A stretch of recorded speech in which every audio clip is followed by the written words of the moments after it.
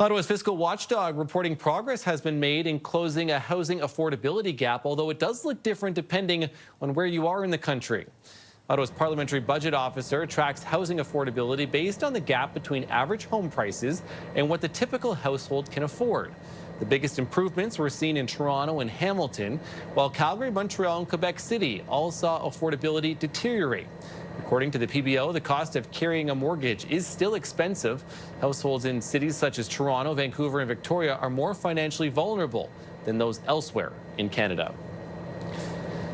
Well, with me now is economist Colin Mang. Colin, an interesting one, too, from the PBO today. It's a significant drop overall in the last couple of years in housing affordability. Let's start there, shall we, at least from what we've seen, and that drop in housing affordability. What do you make?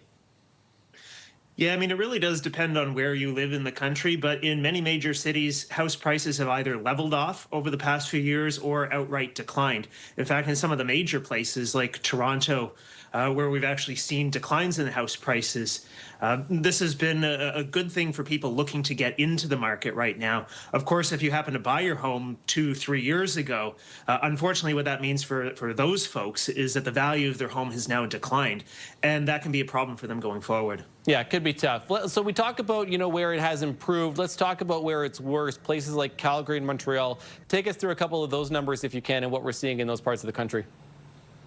Yeah, Montreal has seen a pretty significant increase. So you look back just about 4 years ago, the average home price was about 30% more than what people could afford. It's now about 60% more than what people could afford. It's been a huge increase in home prices in Montreal. Another place that's been really hard hit is Halifax. Halifax is probably the worst market now in the country. The average home price is about 74% more than what a typical family can afford. Calgary, you just go back to before the pandemic, house prices in Calgary were affordable for the average family. They're now 30% above what the average family can afford. So we have seen some of these markets increase dramatically just over the past 5 years. Yeah, it's interesting to know the differences, too, in these different parts of the country. Now, we talk about the Bank of Canada lowering the central and the prime interest rate, too, at least for now. And there are a couple of more cuts possibly expected here later this year into the start of next year. That combined with what you're seeing, because there was hope that this was going to spur on at least some interest and again, push some buyers into the market. Some of these numbers, I guess it just depends on where you are, but do you expect some of these numbers will also help with that?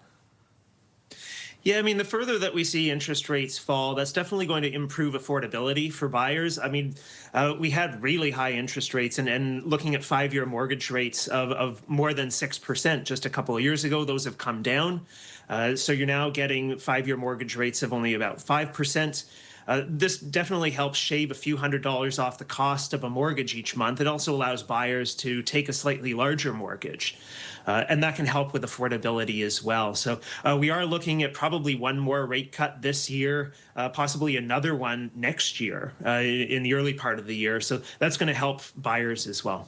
Okay. Economist Colin Mang, appreciate this morning, Colin. Thanks so much. Yeah, thanks for having me, Matt.